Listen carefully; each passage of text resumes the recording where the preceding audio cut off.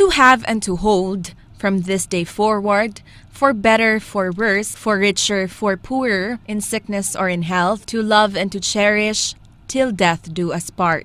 Sa 67 katuig na ang nilabay, apan nagpabilin gihapong tinuod kining mga saad ni ining 89 anyos nga si Lola Benigna ug 91 anyos nga si Lolo Agustin alang sa usag-usa.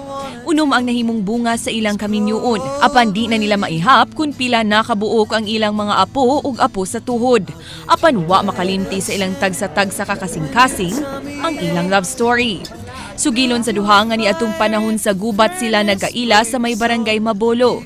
Ug tungod sa kagubot, mi bakwit sa bukirang barangay sa Siraw si Lola Benigna. Tipo mas gubat man. Nagubat man niya. Bakwit.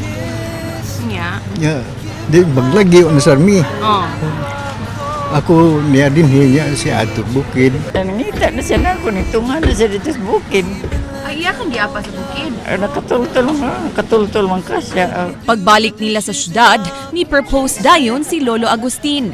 Mato ni Lola Benigna nga puwerte niyang ampo sa Ginoo aron mangayog giya kung si Lolo Agustin na bagyod ang iyang the one. Ampo las Ginoo unsa maubad yun na akong ikakauban unsa mao yun.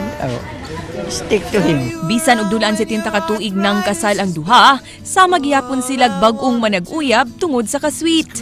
Di na gyud kuno sila mangitaglain pa ug ang usag-usa magpabiling ilang first and last love. Sekreto sa ilang relasyon, aduna gyud kunoy usa nga magpaubos kanila kun maglalis. Wablay ba?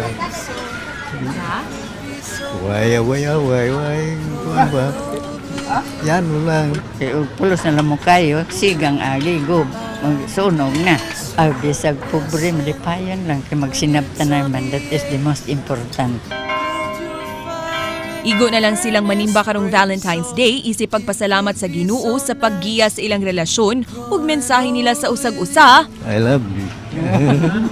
Tubagin mo na I love you too. Andrea Patenia, News 5.